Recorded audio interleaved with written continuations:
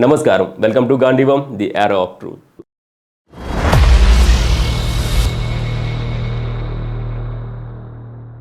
భారతీయత ఉట్టిపడేలా హిందూ ధర్మ రక్షణే ధ్యేయంగా సాగుతున్న ఈ నవభారతంలో ధర్మం గెలిచింది. సనాతన సంస్కృతి తన సత్తా చాటింది. నిన్నగాక మొన్న ఫిబ్రవరి 16, 2026న అత్యున్నత న్యాయస్థానం వెలువరిచిన తీర్పు కేవలం ఒక తీర్పు మాత్రమే కాదు, వేల ఏళ్ల ఆదివాసీ వారసత్వాన్ని కుట్రపూరితంగా తుడిచిపెట్టాలని చూస్తున్న విచ్ఛిన్నకర శక్తుల చెంపపై కొట్టిన గట్టి చెంపదెబ్బ. ఛత్తీస్గఢ్లోని బస్తర్ అడవులు సాక్షిగా కంకర్ జిల్లాలోని గోటియా, కూడల్, పర్వి, జున్వాని, గెఠా, హవేచూర్, మచూర్ పుట్ట మరియు సులంగి అనే 8 గ్రామాలు నేడు యావత్ భారతదేశానికి ఆత్మగౌరవ ప్రతీకలుగా ధర్మరక్షణకు చిరునామాలుగా నిలిచాయి.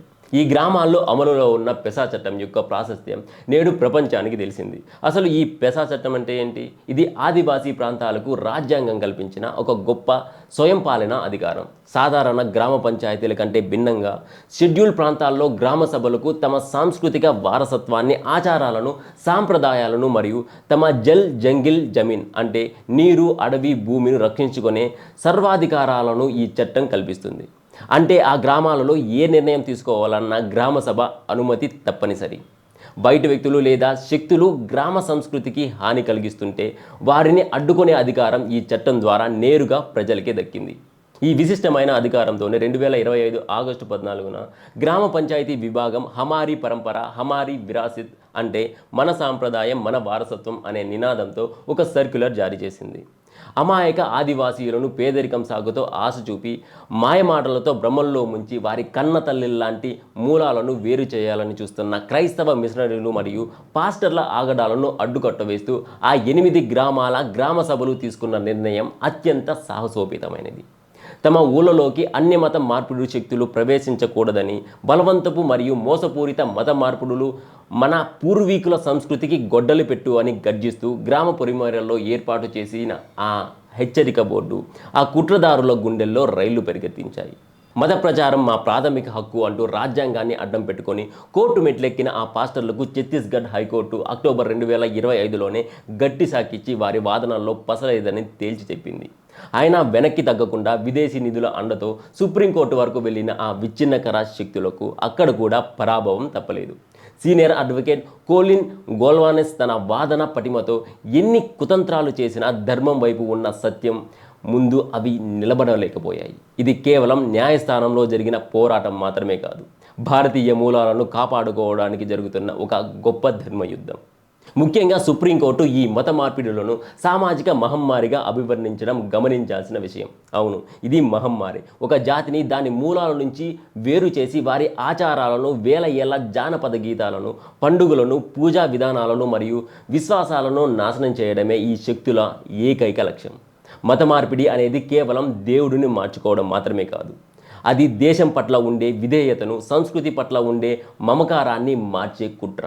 గ్రామ సభలు ఏర్పాటు చేసిన ఆ హోర్డింగ్లు రాజ్యాంగ విరుద్ధం కాదని, అవి కేవలం మోసపూరిత మత మార్పుడులను అడ్డుకోవడానికి తీసుకున్న ముందస్తు ఆత్మరక్షణ చర్యలని సుప్రీంకోర్టు తేల్చి చెప్పడం హిందూ సమాజం సాధించిన ఒక గొప్ప విజయం. గ్రామ సభలే ఆ గ్రామ సంస్కృతికి, వారసత్వానికి అసలైన రక్షకులని న్యాయస్థానం గుర్తించింది. విదేశీ నిధులతో విర్రవీగుతూ భారతీయ ఆత్మను దెబ్బతీయాలని చూసే మిషనరీలకు ఈ తీర్పు ఒక మరణ శాసనం లాంటిది. ఆదివాసీయుల అమాయకత్వాన్ని ఆసరాగా చేసుకొని సాగుతున్న ఈ మత మార్పిడి దందాను ఇకపై దేశం సహించబోదు. పెసా చట్టం కింద గ్రామ సభలకు ఉన్న అధికారాలను సుప్రీంకోర్టు ధృవీకరించడం ద్వారా స్థానిక సాంప్రదాయాలను గౌరవించని ఏ శక్తికైనా ఇక్కడి చోటు లేదని స్పష్టం చేసింది. మన పూర్వీకులు ప్రాణాలర్పించి కాపాడిన ఈ సంస్కృతిని మతం పేరుతో ముక్కలు చేయాలని చూస్తూ ఊరుకునే రోజులు పోయాయి. ఇన్నాళ్ళు విదేశీ శక్తుల కనుసన్నల్లో మెలిగేవారు రాజ్యాంగం పేరుతో విన్యాసాలు చేశారు. కానీ అదే రాజ్యాంగం గ్రామ సభకు ఇచ్చిన అధికారం ముందు వారు తల వంచక తప్పలేదు. ఈ తీర్పు కేవలం ఛత్తీస్గఢ్కే పరిమితం కాదు, దేశవ్యాప్తంగా ఉన్న వేల గ్రామాలకు ఇది ఒక ధైర్యాన్ని ఇచ్చింది. తమ అస్తిత్వాన్ని కాపాడుకోవడానికి గ్రామస్తులు ఏకమైతే ఎలాంటి శక్తులనైనా ఎదురించవచ్చని ఈ 8 గ్రామాలు నిరూపించాయి. ఇది హిందూ సమాజం యొక్క ఐక్యతకు నిదర్శనం. మతం అనేది అంతర్గత విషయం కావచ్చు, కానీ మత మార్పిడి అనేది ఒక వ్యవస్థీకృత నేరం మరియు సంస్కృతిపై దాడి. ఈ దాడిని ఎదుర్కోవడానికి మనకున్న బలమైన ఆయుధం మన గ్రామ సభలే. చివరిగా చెప్పాలంటే మన సంస్కృతి మన ప్రాణం, మన వారసత్వం మన గౌరవం. ఆదివాసీ సంస్కృతిని కాపాడుకోవడం అంటే భారతదేశ అస్తిత్వాన్ని, సనాతన ధర్మ మూలాలను కాపాడుకోవడమే. సుప్రీంకోర్టు తీర్పుతో స్పష్టమైంది ఒక్కటే: ఈ గడ్డపై ధర్మాన్ని కాలరాయాలని చూస్తే ప్రతి గడప ఒక కోటగా, ప్రతి గ్రామసభ ఒక సైన్యమై ఎదురు నిలుస్తుంది. ఈ విజయం ఛత్తీస్గఢ్ ఆదివాసీ విజయం మాత్రమే కాదు, సనాతన ధర్మాన్ని ప్రేమించే ప్రతి భారతీయుడిది. మన సాంప్రదాయాలే మన బలం, మన ధర్మమే మన కవచం. ఇది ధర్మం గెలిచిన రోజు, ఇది భారతీయత గర్వించదగ్గ రోజు. ఈ వీడియో మీద మీ అభిప్రాయాలను కామెంట్ రూపంలో తెలియజేయండి. ఈ వీడియో కనుక నచ్చినట్టయితే లైక్ చేయండి, షేర్ చేయండి. కానీ సబ్స్క్రైబ్ చేయడం మాత్రం మర్చిపోవద్దండి. జై హింద్, భారత్ మాతాకి జై.